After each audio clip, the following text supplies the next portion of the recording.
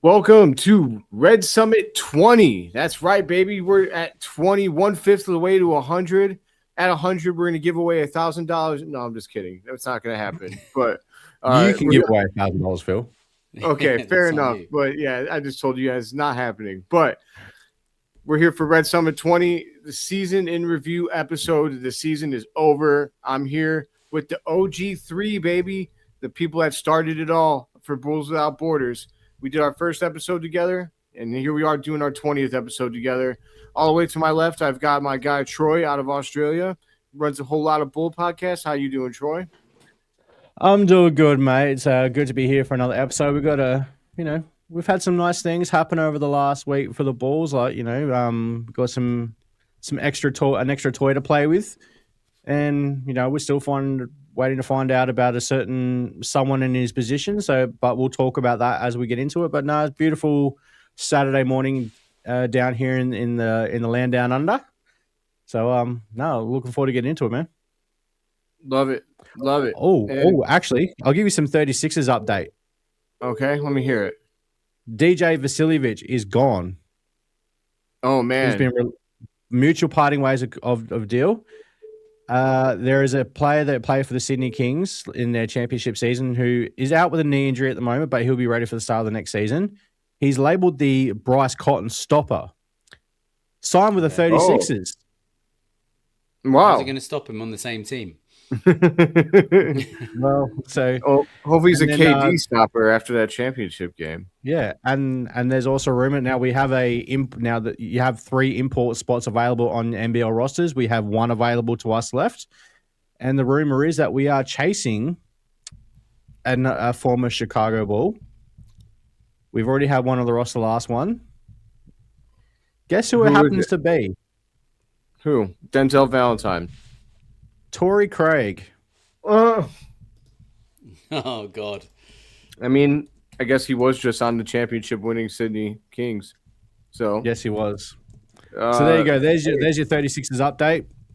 Back over to you, Mr. Phil. Appreciate that, man. I'm Claire. Is she here? I don't see her any. She just texted me privately a picture of the Go Suns on my thing because she's a Suns fan. So she's like, "Oh, yeah, got it. Go Suns, Claire. Go Suns. Yeah, we're rooting for them. Suns. Go Suns. We're all Suns fans tonight, Claire. Yes, and to my left, I've got my guy Neill. Neill does the 6 Banner podcast with me. We release episodes every Wednesday. We just did a whole season in review episode a couple of days ago. You guys should go check it out. It's super fun. But Neill, how are you doing today, bro? Yeah, I'm doing all right. It's late enough here now. It's 10 to midnight, but I have my Jack Daniels to keep me going. I'm ready to talk about some of the craziness that's gone on in Bulls Nation and the Bulls world over the last 7 days. Hell yeah, that's a fact. I mean, we'll keep it. I mean, simple for now. I mean, so the Bulls are still waiting on Billy Donovan. He's given us blue balls, gotten us waiting. Apparently, the meeting happened on Tuesday, but he hasn't made his decision. There we go. There's blue balls, Billy. And even though he hasn't made his decision, we're still waiting on him, unfortunately, which is a big deal. I feel like personally, he's waiting for Orlando to be eliminated. I feel like once he knows that coach is going to get fired, he's just going to slide right into that position, but I could be wrong. Do you guys feel like Billy's going to go? Do you guys feel like Billy's going to be out of here? How are you feeling about that? Yeah? What about you, Troy? Yeah, I reckon – I think if Billy was going to stay and he knew that he wanted to stay, I think we would know already. That's my personal feel on the situation. I mean, and – I definitely think he's probably going to go to Orlando not if, but when Jamal Mosley is fired, because it does seem that no matter what happens, what the outcome is for Orlando season, whether they make the playoffs or they're eliminated today, Jamal Mosley is out the door. And we've got to remember back in 2007, I think it was, Billy Donovan had accepted and was announced as the Orlando Magic head coach before he had a change of heart and went back to Florida. Good So call like, on that was a full blown press conference that he was announced as the Orlando Magic coach like 20 years ago. Yeah, he changed his mind. Well done. I forgot all about that.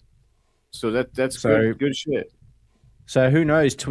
Basically 20 years later, he may in fact take over the Orlando Magic. Which, look, at the end of the day, if the new general manager, if a new GM was to be appointed today, and he said that he genuinely wants to keep Billy Donovan, then hey, so be it.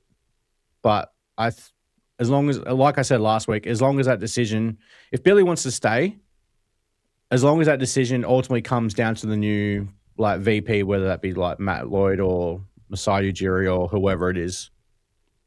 Right. That's how I feel about it too. Like if whoever we got was a solid candidate and they were like, yeah, I'd like Billy, I'd be like, you know what? Like, I was hoping for a fresh start, but if you feel good about it, then I feel good about it. But yeah, my dad has it right. I mean, here's the thing. I'm ready for a team with no Billy Donovan. Yeah, now 100%. If we get a new GM and they want Billy, like I'll settle for it. But I just feel like it's time for someone with a new vision. Billy has been here for a long time. He's done some nice things for us, but it's mostly just been mediocrity. And especially with all the mid-range stuff continually bothers me. Like Io saying that we were only allowed to, take shots at three or drive the lane. Like the mid-range was effectively eliminated for him. That bothers me. It continues to bother me. I don't want our coach to be selling that. So I'm ready for something new. What say you, Neill? Yeah, I agree in regards to the fact that if Billy wanted to stay, 100% knew he wanted to stay, he would have made sure that was known before he left to go home to Orlando. There's no way this week would have passed without an announcement made. That being said, I'm not saying he's guaranteed and made his decision for sure. Maybe he does want to mull it over with his family. I just think it's unlikely. I think it's more likely that he's going to walk away. He's looking at other options before he finalizes his decision with Bulls management. That makes sense. Yeah, man. Overall, at the end of the day, I'm ready for a fresh slate. It's time for us to start new. It's time for us to see what's on the other side. Maybe the grass is greener, and I want to find out. So, but we were here at the end of the season, and so I want to just fire off some quick questions for you guys. Bulls MVP this year, Troy, go. Ooh, that's right off. I can't go. A big question right off the bat. Yeah, straight off the bat, mate. Like, can't even let me warm up to it. Damn. You know what? I'm gonna go with the guy from my home country, the guy who almost was borderline averaging a 20-point triple-double, Mr. Joshua James Giddey. I love it. I almost go, had that hamstring injury not happened, he may have been an all-star. Yeah. And he would have had a far better finish to the season than what he had, but he was clearly hampered by that hamstring. Yeah. I'll talk about, spoiler alert, my choice is Giddey too, but Neill, go ahead and you could talk about your choice as well. I mean, I know that we did this on Six Banner, but for those who haven't seen it, we could do it again. Yeah, no problem. Yeah, no, we did talk about it on the Six Banner this week, but I'm going to double down on my answer from that, and I'm going to go with Joshua James Giddey as well, as you like to give him his full title there, Troy. Yeah, I'll go with Josh Giddey. Yeah. JJ. He's like my own son. He's a JJ as well. He's Joshua Jordan. So, yeah, JJ. Ooh. There you go. And yes, I did name him after Michael Jordan, right? But that's amazing. Yeah. So I definitely would go for Josh. And very similarly, the reason behind that is if he hadn't got injured, I genuinely think he would have been a coach's choice as an all-star this year. He would have definitely got even closer to averaging his triple-double. I just think he really stepped up how we needed him to step up this season. He was a bit slow coming back off injury, but once he found his groove again, he was firing on all cylinders. The thing you've got to consider, and I know it's something we've all talked about in the past, but the thing you've got to consider is if Josh had players who can convert off of some of the passes that they receive from Josh, his averages would be way higher. Like his assist average would be way higher because people would actually be hitting the shots when he's handing them a wide open shot to take. Yeah, well, he was I know we've gone over the stat, and I don't know what the stat is for this season, but you know, he was in the 98th percentile in the NBA for creating wide open shots for teammates. Yeah, like so you can imagine how many more of those shots had actually dropped. What his assist numbers would actually look like. It'd be insane. They would be. They're crazy. And they'd be crazy. You the Bulls? Well, I'm South Australian, so Queensland. That's funny. I'm replying. Yeah, no, this is funny. Down with Queensland, but I'm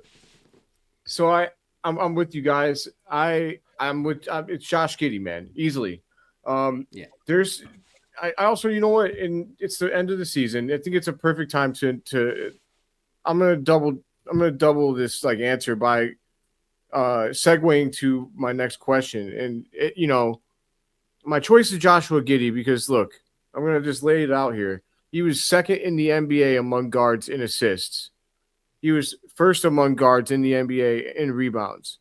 He almost averaged 20 points a game. He improved his 3-point shooting and clearly improved to his bag of offensive, scoring ability. You add all those things up, and you got a guy that's still getting better. Like he got considerably better this season, if you ask me. Mm-hmm. And there's Bulls fans out there that will tell you that now's the time to trade Josh Giddey.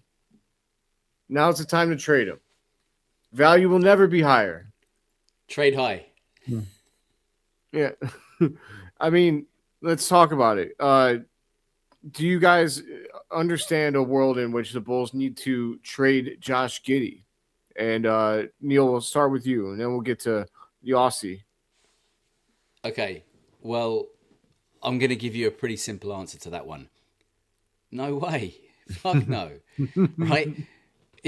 What are you going to do? You're going to trade away Josh Giddey, right, for whatever kind of a return. And then you're left with a hole at point guard that you need to fill by finding a player like Josh Giddey. Like, I mean, but Trey Jones. What's the point? Yeah, I know. Look, Trey Jones is great. I'm playing devil's advocate. Phenomenal for us this season. I've really enjoyed what he's done. It's hard not to, but he's not a starting point guard for me. He just isn't. He's a bench point guard, and he is fantastic at it. But he's just not a starter for me.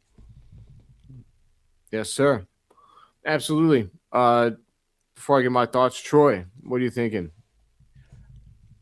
Look, when the new general manager comes in, obviously he needs to have full control over what this roster looks like going forward. Me personally, I can't say Josh is completely off limits. Would I trade him? Fuck no. But if you come to me with an offer that you cannot refuse, like we're talking lottery pick and like another, you're going to have to blow me away with a deal to trade Josh Giddey because this kid has just turned, he's going to be turning 24 when the new season starts. He's just come off his best season, averaging, looking 25. At the numbers now, 24. Isn't he 24 right now? He's 23 now. Really? Okay, go on. Sorry about that. You two keep talking. But yeah, like he's just come off a season averaging career high in points at 17, a career high in assists 9.1, career high in rebounds 8.3. Until that hamstring injury, he was pushing a career high. See, 23. Good call. That's my bad. He was going to average a career high from beyond the arc until that hamstring injury obviously affected his game. So that, like, you know, he was down to 36.4% as opposed to almost 38% last year. This kid just keeps getting better and better every single season. There's no reason why, like, he's working, like, hey, he's not going to be a lockdown defender. He knows that. We all know that. But you can build a defensive system around that. And a smart general manager would be able to build a defensive system behind him. What he brings to this team offensively is invaluable. Like, okay, his his turnovers were also, yes, at a career worst as well, 3.6. But look at and yes, some of those were dodgy decisions by Josh himself. I'm not going to deny that. He's going to make errors, but some of those were also off of teammates making the dumb decisions too. So, no, you don't trade a young upcoming point guard like Josh Giddey, who's only getting better and better every single season. So, you know, as Samity just said in the comments, what Josh lacks in defense, he easily makes up for in assists and rebounds, 100%. And, like, you know, getting defensive rebounds is a part of defense as well. So, you know, there's unless you're blowing me the hell away with a trade offer, no fucking way am I trading Josh Giddey. Yeah, no, yeah. I'm consistently stunned with how little respect Josh Giddey has around the fan base. I don't understand it. I don't understand how he's not, like, he's damn near untradeable to me. Like, you'd have to be giving us back. No one would make the trade that I need to receive to want to trade him. That's the problem. Like, it would have to be like a perfect confluence of events. Like, someone's trading us a star center because they need a star point guard and we need a star center. But the chances that situation exists in the NBA, it doesn't. Like, the Denver Nuggets aren't trading us Jokic for Josh Giddey anytime soon. So, like, and to your pops, yeah, he's got to need a Godfather offer. Yeah. Like, I mean, it needs 100%. To be an offer we can't refuse. Because, look, any trade that you take for Josh Giddey, even if it has picks involved, you're using the picks in hopes that you get a player that'll be as good as Josh Giddey. Exactly. Like, people wanted to trade, like, with that Alex. Sorry to cut you off, Phil. Like, that Alex Caruso trade when it went down, people say, well, why didn't we trade him to the Sacramento Kings for pick 13, which ended up being Devin Carter? Devin Carter ain't nowhere near shit compared to Josh Giddey. No. What? What? That's crazy, man. Josh Giddey's only, seriously, Josh Giddey's so unique in the league, man. Like, the only reason I think he's getting disrespected by Bulls fans is because it hasn't translated to wins yet. But, like, people, because I get that, you know, if you talk about Buzelis and Giddey, you know, well, why aren't we in the playoffs? Well, because the NBA isn't a two-man league, because they don't have a very good team around them. Yeah, like, look at the rest of the roster. Exactly. Like, I don't care how good they are. Like, now, look, if they were like 2 of the top 10 players in the league, that might be a different story, but they're still improving. They're getting better. They're young. They're going to hit their ceiling, not hit their ceiling for, you know, Josh, in my opinion, is still 2-3 years away from the best basketball of his career, and Buzelis is even further away. Yep. Like, I'm going to bring up his name. Like, Kelder told me that after my story, or after I released a video about the new era of Bulls basketball a few days ago, and I talked about 2 future stars in Giddey and Buzelis, and, you know, he said it's probably time that you admit you were wrong on the Giddey or on the 2 future stars bit. Well, we don't listen to what idiots say, so really, it's time to admit I'm wrong on a 21-year-old and a 23-year-old that are both improving. Yes, because they've reached their peak and gone past it at the ages of 23 and 21. Yeah, shut up, Kelder. It's crazy. On that whole 21, 23-year-old thing, right? And, you know, whatever about whether they become superstars or not, right? Or even all-stars or not. Does it not excite you to think that Mattis is 21, Giddey's 23, as we've just established, thank you, Troy,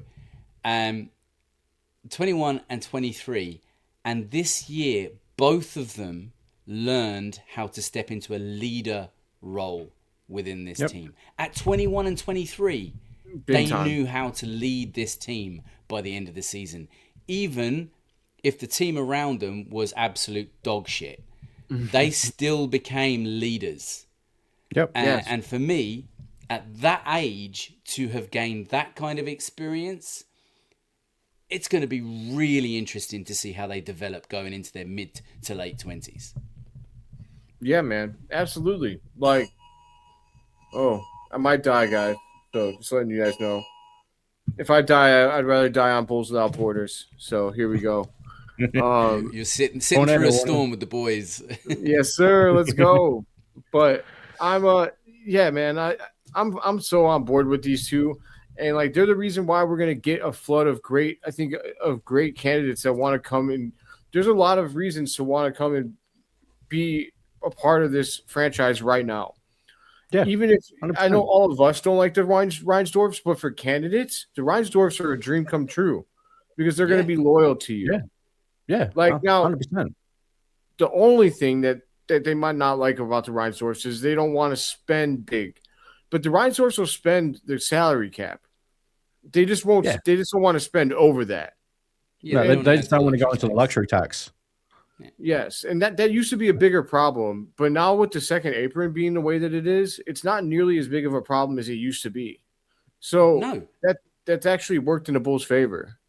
And also in the past, the margins have been so tight, whereas that's not the case this offseason. Not only are they not No. tight, they are the largest margins in the whole of the NBA.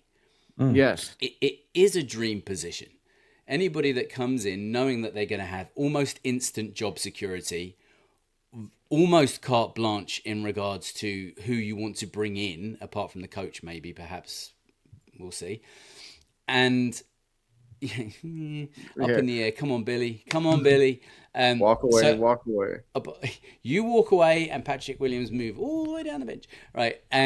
So they're going to come in with the knowledge that they've probably got a job that's secure for at least 5 to 10 years, maybe more, with an open window to spend, create, and build a roster around 2 budding potential all-stars. This is a dream position for somebody coming in. A dream position. Yeah, I mean to your point about the potential all-stars bit too. Like if the Bulls made the playoffs this year, Josh Giddey would have been an all-star. The problem with his all-star candidacy is a lot of people look at the team record, and so if you look at the top players in the NBA and you look at Josh Giddey's stats, it's really hard not to justify that Josh Giddey's one of the top players in the NBA. Like, I'm not saying he's there yet. He's got a long way to go. You know, he has to prove obviously that he could lead a winning team, and that's fair. But like, his statistical production is extremely special. It's history making for the Bulls right now. Josh Giddey's already the second greatest playmaker in Bulls history, only behind Guy Rogers, who played in the '60s, by the way. Like, it's been that long. It is 2026. It has been 60 years since the Bulls have had a playmaker of this caliber. This will tell you now, right? I have a Guy Rogers trading card, and the picture of Guy Rogers is in black and white. That'll tell you. Yeah. There you go. There you go, man. I mean, and to Slayer's point, how much is it worth to have a guy that's averaging 18, 9, and 8? Apparently 25 mil. I mean, to be like I said, AK did a lot of things wrong, but he left us with a few very nice things. And one of those is Josh Giddey's contract, because it's absolute highway robbery what we're getting Josh Giddey for. Like, it's crazy. He's getting paid only $6 million more than Patrick Williams per year. I mean, Yeah. it's you wild. it, didn't you? He's getting paid. He's getting paid. Yeah, the Patrick Williams contract is like the one bad contract on the roster, but like, Yeah. Giddey's getting paid less than Emmanuel Quickly, and Emmanuel Quickly can't tie his shoes. Like, I mean, it's not even close, man. So sorry, Fayaz. I didn't mean to dunk on your point guard, but overall, the Josh Giddey hate is overblown. Still, the disrespect is crazy. He's gonna be here. He should be here, and people should just get used to it. Get used to Josh Giddey. I don't understand why he gets the hate that he gets. I don't know if it's because he's pretty. It's because his game isn't super exciting. He's not putting up. He doesn't have the flashy crossovers. He doesn't have the step back pull like James Harden 3-point step back shot where he takes a billion steps. He's he's not he's not a lockdown defender. He knows that. We all know that. I said that before. And he's not just like a flashy creator, and he's not aesthetically pleasing. Like he does look a bit clunky at times. He's not aesthetically pleasing, and people don't like the fact of that. Even if it's effective, is irrelevant. Yep. Yeah, but hey, don't use it P-Will comparison. It's an insult to Giddey. You're right. I'm sorry. Because Patrick Williams should be getting paid $9 million a year, not 19. But Patrick Williams should be getting paid $9 a year. Yeah, you're right. I'm sorry. I'm crazy for suggesting that he's worth an NBA contract. But we'll turn our attention a little bit here to Matas Buzelis, the other piece of this. And look, Matas Buzelis, he had an up and down year. He went through some sophomore struggles. I think this is his first full year as a starter. I think you definitely started to see that on him by the end of the year. The guy was tired. He was tired. He was carrying this team on his back for a lot. Him and Giddey, and when Giddey was out, he was really carrying this team a lot this year. But I think towards the end of the season, you started to really see him settle into his role as the primary scorer of this ball club. And, he didn't do particularly well from three mostly. But the fact that he stops, I feel like he started to shoot at the volume that you want your best scorer to shoot with. And so I think the efficiency will come later. But, the fact that he was dropping 41 and 30-point games, high 20-point games consistently, and a bad game for Buzelis started to feel like a 23-point game wasn't very good, which that I think is a sign to me that he's going to be a very special player in the league, while he's also averaging 1.5 blocks per game. So what did you guys think of Buzelis' year? And do you still see him on the rise to being one of the do you still see him being able to be an alpha in this league, or is that potential still available in your opinion? Troy, we'll start with you. Yeah, after the trade deadline, look, obviously once Kobe was gone and we completely flipped this roster, Martis naturally became the go-to guy with him and Josh. Like Martis became the go-to guy for the scoring.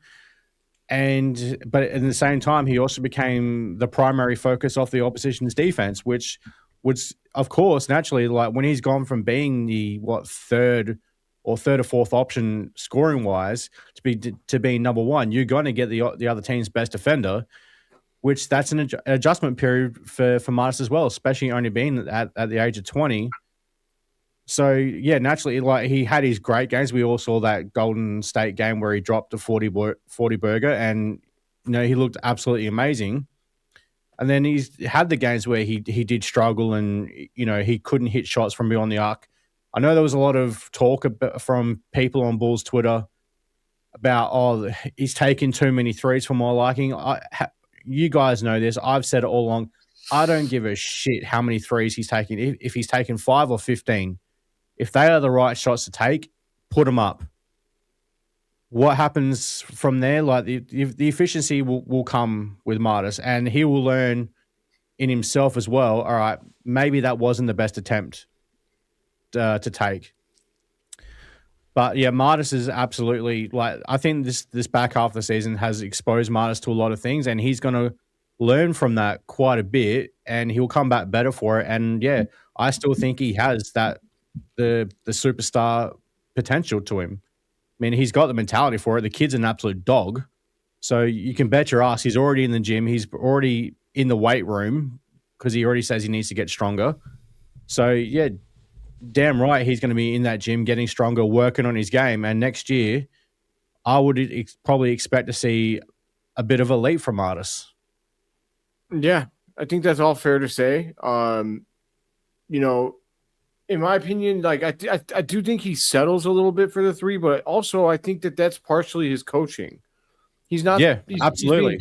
He's being told that he can't take mid-range jumpers. I think if he was being encouraged to take that shot more often, he wouldn't settle so much for the three, which is why I think if he was encouraged to, sorry, Phil, I think if he was encouraged to go, you get the best shot that you can get, whether that be the three, whether that be in the mid-range, whether that be in the paint or right at the rim, you try and create the best shot that you can get for yourself. Doesn't matter where it is on the floor. I think that would open up a lot more for Artis. Agree. Neill, well, I'm gonna pass this ball to you, and I think that this comment by Slayer is really important too, because his defense was underrated this season. Yeah, definitely. It's another thing we talked about on Wednesday, Phil, is that Mattis is actually a really great help defender, and he is a really, really good recovery defender. You know, if he gets blown by, you know he's not beaten. You know, the player with the ball may have got past him, but that doesn't mean he's beaten, because he'll chase it down and try and block him from behind. And a lot of the time he gets the block, or at least he'll disrupt the offense enough for that person to have to change their shot or maybe even miss entirely. So, yeah, he's not a lockdown defender. He can't really defend the rim. He can't protect the paint. But in isolation, he was leading the NBA as an isolation defender at least for some points during the season.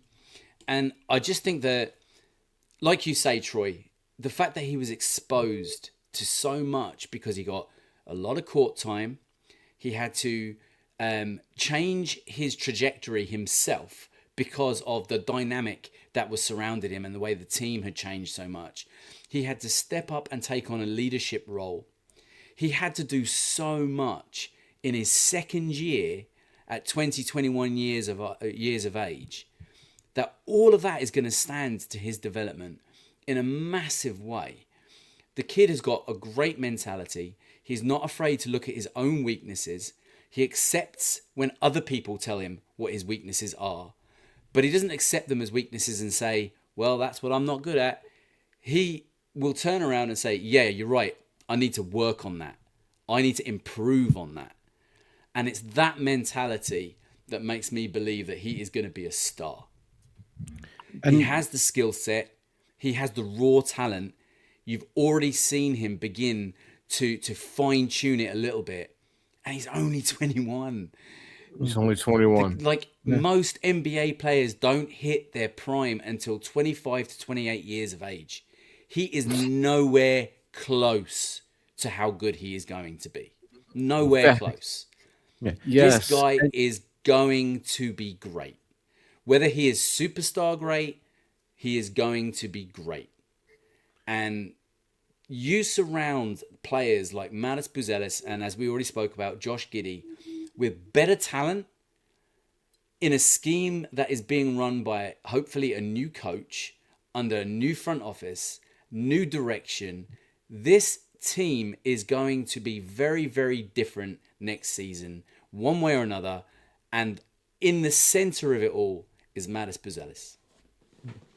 And you saw him work out some things in game as well. Like, I can't remember if it was against Houston or Phoenix, but I think it was a close game down the end. And there was a play, a situation towards the end of the game to basically help win the game, that Mars had the ball at the top of the key and recognized he had a small defender on him. So what does he do? Takes him into the paint because he knows he's got the height and length advantage on him and gets the bucket. Bulls win the game. Like, those are the things that he's recognizing in game and developing in game as well. Whereas, like, he's starting to recognize, all right, I've got this defender on me. I'm going to do this. Oh, I've got this one. I'm going to do that. Like, he's working these things out, and these are the things that superstars do. especially when they're young upcoming superstars. Like we saw Kevin Durant do it when he was young. Like he's working out, all right, I've got this defender on me. I'm going to do this. So now Martis is working shit out. I can't wait to see his leap in year 3. It's going to be exciting. 100%. And go on, Phil. Take it away. Same. And just like, even with that leap, he's going to be 22. Like, it's year 3, and no matter how good he is next year, it's not even close to his ceiling. That's the thing, man. Like, I don't know how I've seen trade Matas takes, and I'm just like, what in the world are you talking about? All of you guys are nuts. Like, the impatience is wild. Be patient for this player. If there's ever a player to be patient for, it is Matas Buzelis. And it's because of his mindset, man.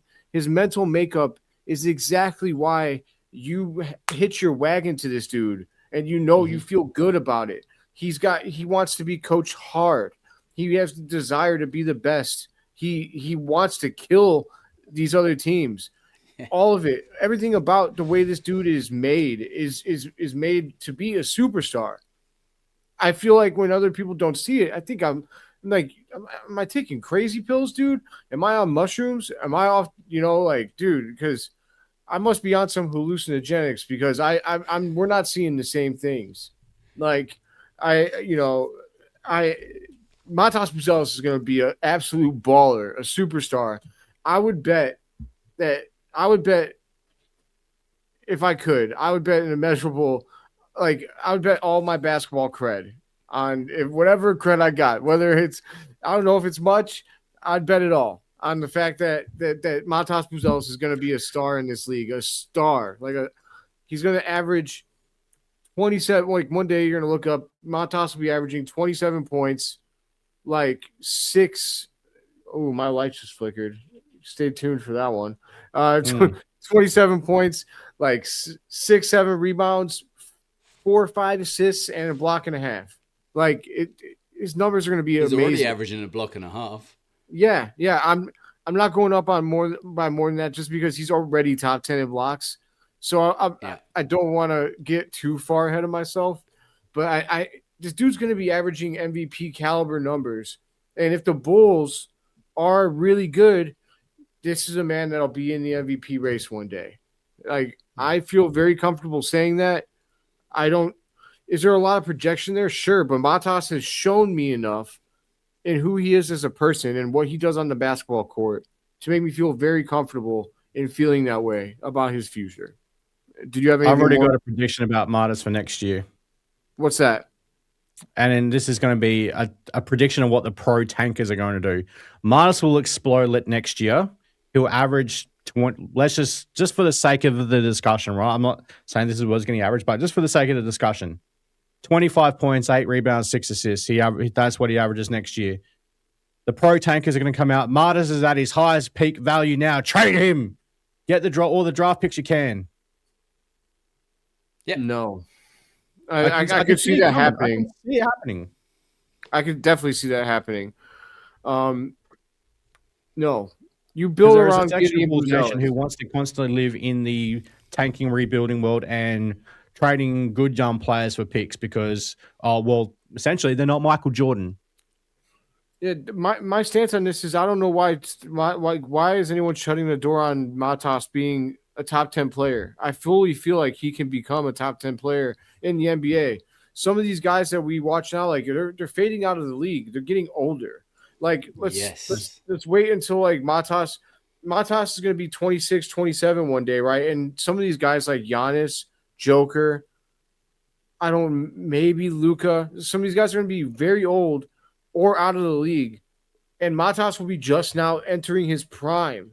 And when that happens, like if you redraft Matas's draft today, I would put a bet that like more than 20 of the 30 and GMs are drafting him. You say third? I'd say top 3. I'd say top 3 anyway. Top 3 is a guarantee. Now, if they want to take Stephen Castle over him, that's their choice. But I think that, Alex Sarr, he's a big that could shoot. Okay. But those are the only 2 that I'm willing to even have any discussion over because Matas is over everybody else in that draft. easily. Right. That's including our own. That's including our own Dilly Bar, who Dildo got Baggins? drafted. Yeah, who got drafted over Matas Buzelis, by the way. Yeah. Go back to that. You do the redraft on that. Castle and Martis are going 1 or 2. Now, which way you flip it, it's personal preference. But those two are going 1 and 2. Yes. And to me, the ceiling on Buzelis is higher, and that's why you go him. Like Castle, as good as he is always he's never gonna be your dynamic alpha number 1 guy. That's what Matas has the potential to be. That's why you go with him, in my opinion. But Neill, did you have thoughts? Did I see that correctly, or?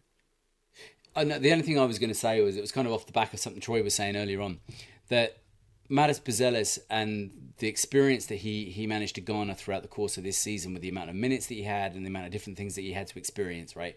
The one thing that I saw towards the back half of the season, well, no, I wouldn't even say back half, after the trade deadline, you could see it beginning to come more and more into his game. Okay, we know the whole mid-range question mark that's there, and whether or not he was allowed or not allowed, or whether that changed or didn't change. But what he started to do was he started to draw players towards him at the 3-point line, and then take him off the dribble, and drive and attack the rim. And more often than not, unlike somebody else who likes to attack the rim and miss dunks, he would score them. And it was exciting, and it was fun to watch, and it fired him up too. Oh, no, sorry, and it fired him up too. It wasn't just the fans that get into it. By Matas playing the way he was playing, it pardon the pun, but it matters. It matters to the whole team because it ignites everybody around him, and that's part and parcel of what I was saying about becoming a leader too. It's not just the decision making with his teammates and the way he was talking to them and commanding the other players as to where to go and what to do and how to keep level heads and everything like that, which is all leadership qualities, but it's also leading by what he was doing himself on the floor. And we weren't seeing that from him at the start of the season. He was more or less just a pick and pop or a off the dribble 3-point shooter. He was one of the guys. Right. He was like one of the, he wasn't standing out. He wasn't voluntarily stepping out to be like, hey, it's my team. I feel like that changed by the end of the season. Definitely. I really feel like it was that 41-point game. That 41-point game did something for him. Yeah. Very much. It got his belief back. The belief that he came into the league with, that got a knock and did take a knock because he suddenly realized, okay, I'm not the hot shit anymore. Like, there is a lot of talent in this league. And maybe this isn't going to be as quick as I thought it was going to be. But that game, I think, brought his belief back. And you're right. He's not just one of the guys anymore. He's one of the leaders on this team. And he's not Billy's little bitch anymore either. He's his own man on the floor. Yes. He's his own man on the floor. He was taking mid-range jumpers at the end of the season too. Like, it wasn't very often, but he was taking them here and there. And I was like, good for you, Matas. I don't know if Billy's talking shit in film, but if he is, I hope that you're telling him to shove it up his old ass. The best way to shut him up is to hit him, right? Yeah. Not to take him. Yeah. Not to take him, but to hit them. Yep. And that's what he was doing. Man, facts. This is kind of where I wish we did have Hayes on the show today as well. But Hayes, pull up the stats on Martis's mid-range numbers especially for the post All-Star weekend, just to see what those numbers look next year. We'll remember it for next week. We'll remember that. Yeah, but we'll put a pin in it, and we'll have Hayes break down some of the analytics for Matas Buzelis' end of the season. But yeah, man. I mean, overall, I think we've covered the bases on the two hopes for the Chicago Bulls as far as pillars go. But one other guy I did want to bring up as far as like this past season and how they've kind of inserted themselves into our plans is Leonard Miller.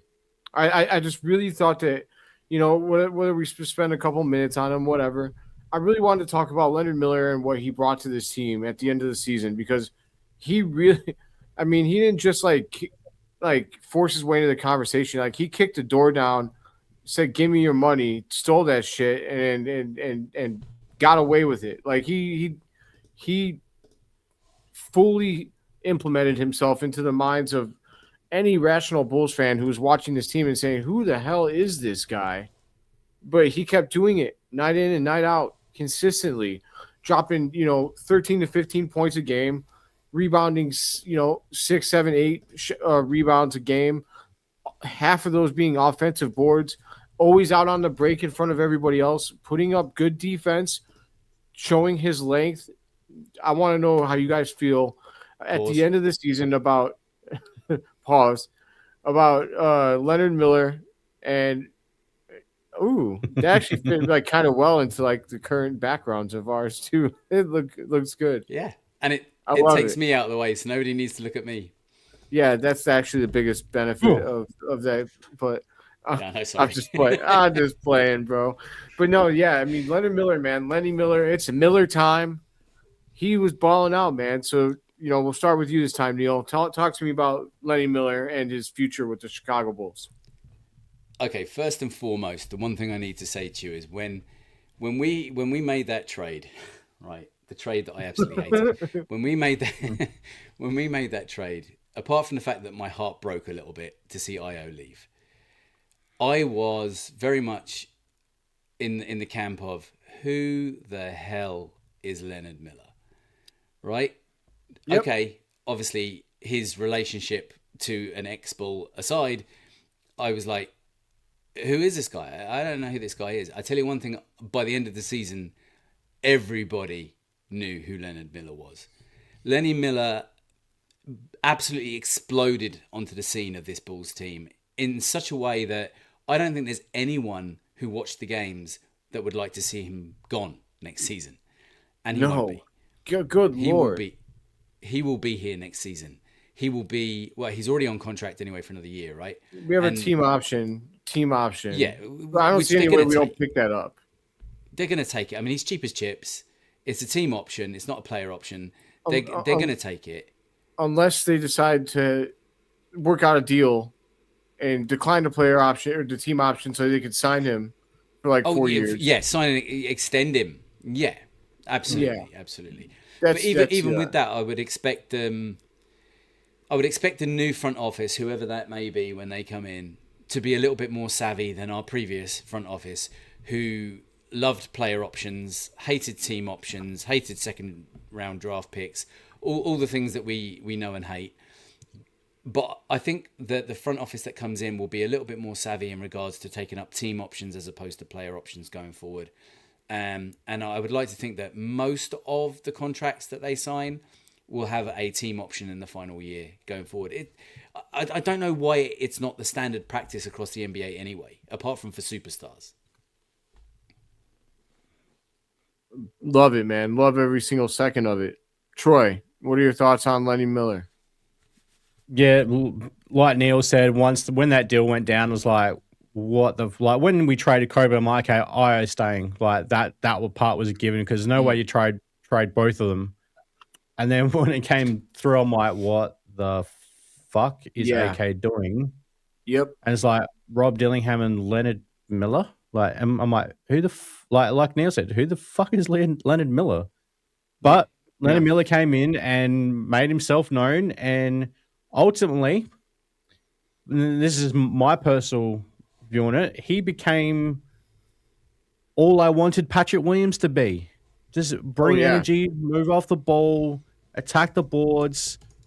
Like, you're not going to be creating your own shot, but hey, cut to the basket and you'll be found. Bring some energy and, play some defense. Get on the rebounds, especially the offensive boards. Leonard Miller basically just did what all I wanted Patrick Williams to do. And we've got that at a far cheaper, minimum price. So there's no way that Leonard Miller isn't here next year, one way or another, because he's going to be a great spark plug off the bench. Now, if the team is built a certain way, is Leonard Miller going to get playing time? Probably not. Well, not major minutes anyway. But he's definitely a guy that you can just chuck out there and call, hey, go get me some energy, go get me some boards.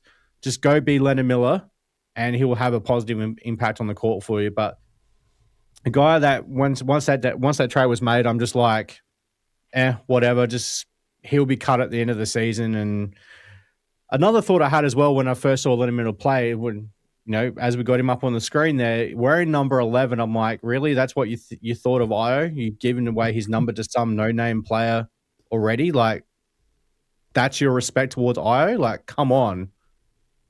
He did live up to it, though. He changed to 12. Io wasn't 11 anymore.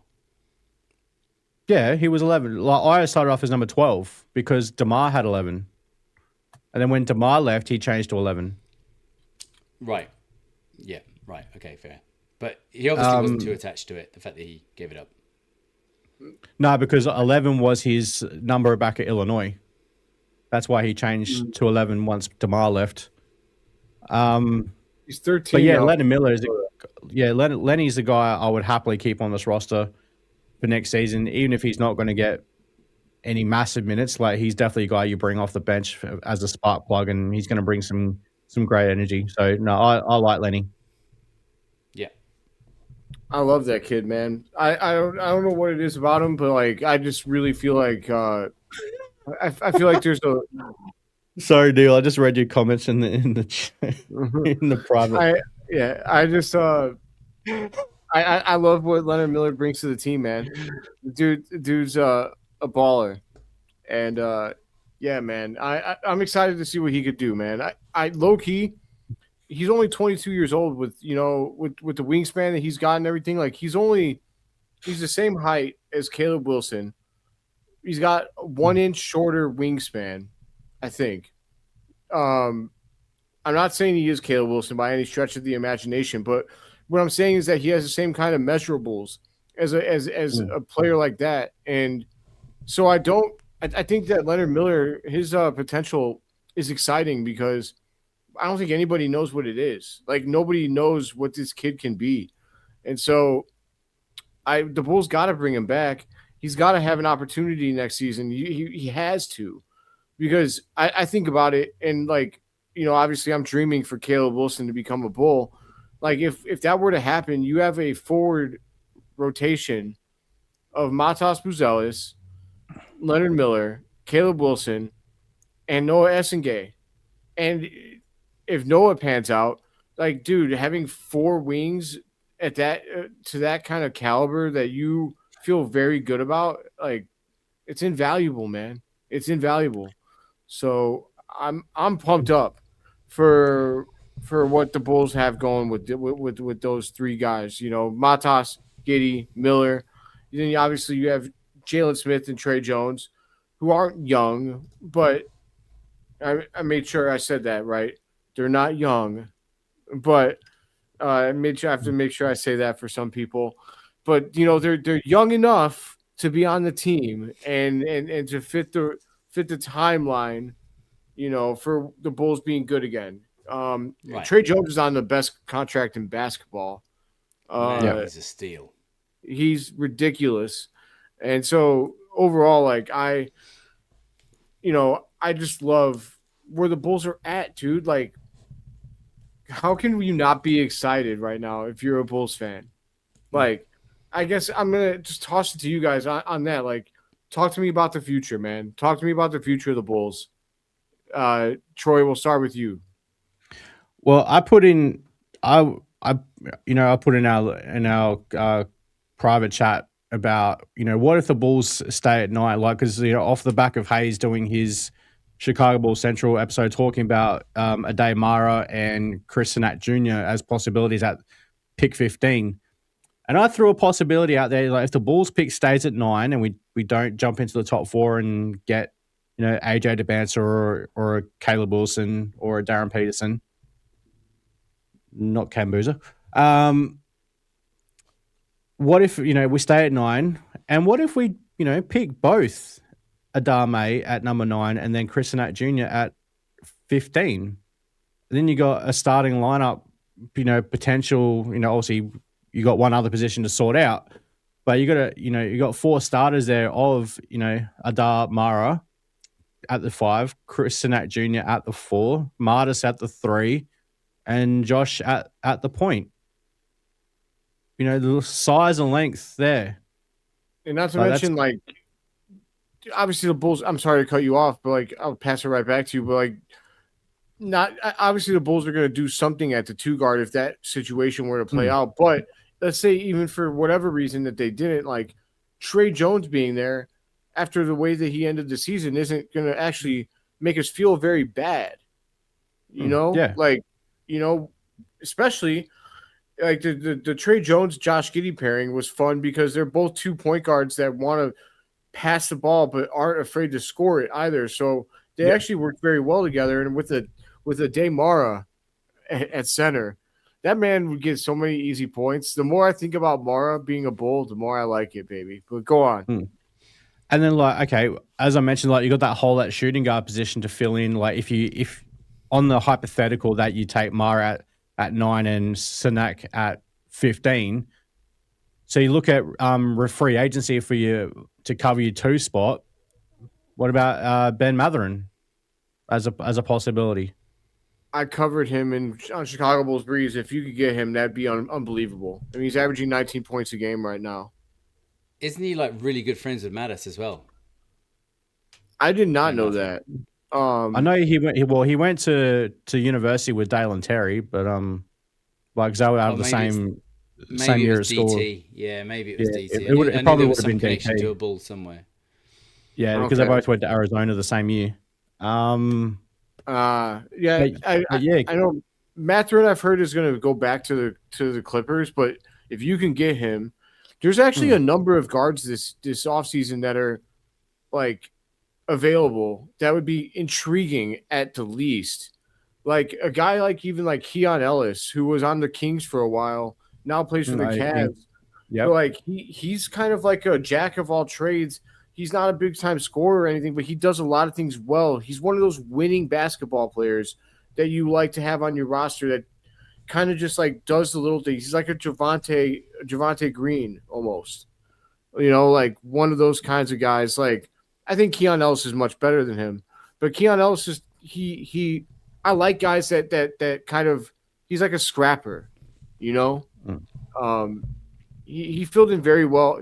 There's a reason the Cavs traded for him. Let me put it that way. They're a team that's trying to win. They traded for Keon Ellis. I mean, even Kelly Oubre Jr. is another one. Like, kind of like not big time profile guys, but guys. Oubre's got a crazy wingspan. I think it's like a 73-inch wingspan or 7'3" wingspan or something like that. Despite his height, and he improved his 3-point shooting this year to like 36%, which was always the knock on him. There's a lot of intriguing guards for the Bulls. To kind of talk about your scenario. Yeah, and then don't forget we got 2 picks in the second round as well, 38 and 56, which you could possibly even combine that, like put those picks together, trade up like into the high 30s or the late first round. If you can get someone like if you've got a smart general manager who can get a team to buy it, because we all know that AK would probably actually just trade backwards. But like there's a lot of whoever the new front office is, they've got some toys to play with, and whether that's draft picks, salary cap space, you got Josh Amatis as part of your core foundation. I mean, this is, as we said at the top of the show, this is an exciting job for the most part. Absolutely. Neill, talk to me about the future of the Chicago Bulls. Well, for the first time in a very long time, the future is actually bright. It's also unknown. But that's what makes it exciting. The possibility of finally making moves that get us out of mediocrity, out of the middle. And look, we're not going to be contenders next year. We're not going to be contenders the year after that. But we're in a position to build a foundation now. And with a solid foundation, you can grow high and you can grow strong. And that, for me, is what is really exciting and enticing about the future of this Bulls team. We don't know if it's going to be good, great, or shite, but we do know that there's hope to be great. And that's something we haven't had in a very long time. No, not from like an overall perspective. I mean, I feel like hope kind of arrived when we got Giddey and Buzelis, but it was always like surrounded by this cloud of AK, where it's like, okay, you got these two guys, but can you keep it? Can you keep doing it? Can you actually keep doing it? The problem is as well is it didn't move the needle enough to win over the greater side of Bulls Nation, as it were. Whereas they are in a position now to make moves that actually genuinely make people sit up and pay attention. And I want to see a Bulls Nation and a Chicago Bulls fan base that come together again like we used to be years ago and work together for the future and the excitement for the prospects of the future of this franchise. Because right now, everybody's divided. Nobody is going in the same direction. And we need that. We need that as a fan base to bring everybody back together and all drive for the same goal, which is to finally get to a point where we're in contention. Yes, man. I'm glad you said that because, like, dude, and no matter if we feel the same about each other's opinions or not, like, that's besides the point. We all feel a certain way about basketball, and we all are going to always have differing opinions, and we might not always agree with each other. But what we can agree about is whether or not the Bulls have an exciting future and whether or not we're going in a good direction. That is something we can all agree about, I feel. So I am with you, dude. Like, I want nothing more than for this fan base to disregard, to finally heal some of the PTSD, because there's still an overwhelming amount of fans that have no hope for what's going on right now. And I just got to say, like, guys, this one time, this is the time to buy in. Like, it's a blank slate, man. It's a blank slate. We've got so many things in a great position as far as cap room, flexibility, all of our draft picks, 4 draft picks in this draft, the power to hire anybody in the front office right now. I understand if Billy is holding you back a little bit. I get it, but it sounds like he's going to walk away. Giddey and Buzelis, like, this is the time to get excited about Chicago Bulls basketball again. I fully believe in that. And I would love to see us come together as a fan base because, man, it's past due. It's past due. And regardless of if we don't feel the same about this player or that player, or if we don't feel the same about that team or this team, it doesn't matter. But we could all still be excited about the future of the Bulls together. Right. Yeah. So, Amen. I mean, unfortunately, I think there's just a portion of Bulls Nation who just love to live in the doom and gloom for all eternity. And even when there is a glimmer of hope, like, Marcus Buzelis, it's like they'll just turn around and say, no, he's not it. Get rid of him. And they just love living in that section. So whatever.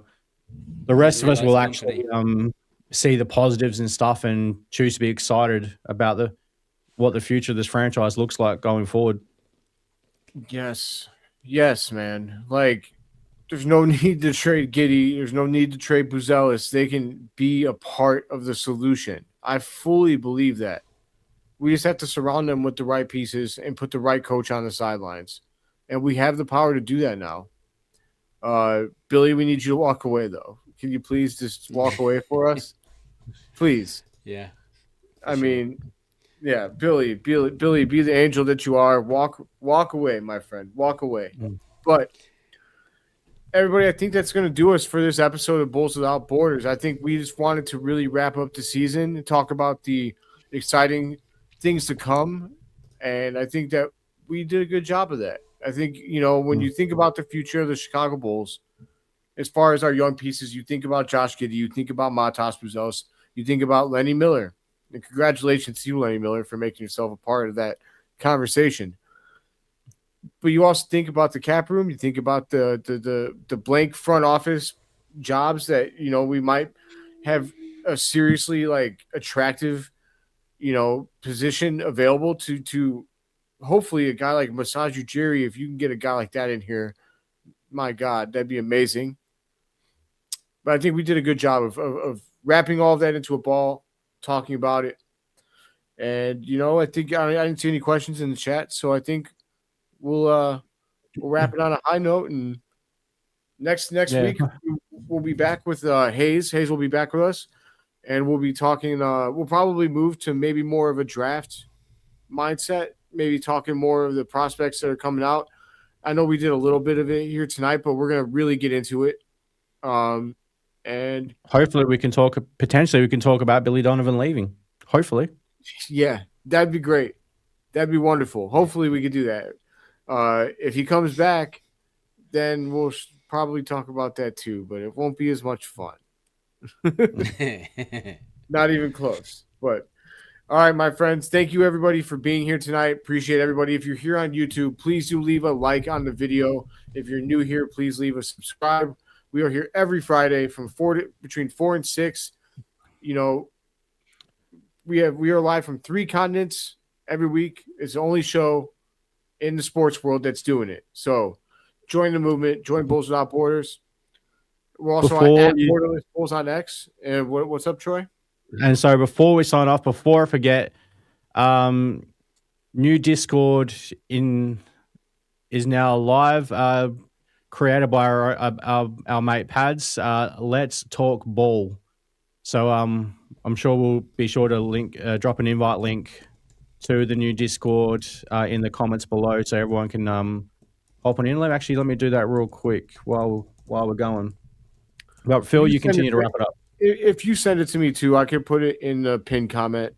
I'll be able to do that. But yeah, just another Discord. I mean, look, you could be in a bunch of different Discords in Bulls Nation. They're all very valuable, all very fun to be a part of. So this is just all, our personal Discord. If you want to come hang out with us, talk all about all of the teams in the NBA, not just the Chicago Bulls, then please do come join. Otherwise, that'll do it for us, my friends. Appreciate everybody being here for Red Summit 20. And if you are here on X, please consider coming over to our YouTube channel at Bulls Without Borders. Come be a part of the movement. Come be a part of the only sports show in the world that's going live from 3 different continents every single week, because we might be a part of 3 different continents, but we all have one love. Not 2. And that is the Chicago Bulls. But appreciate you, my guys. Troy, Neill, I'm Phil. Until next time, my friends, see red, baby.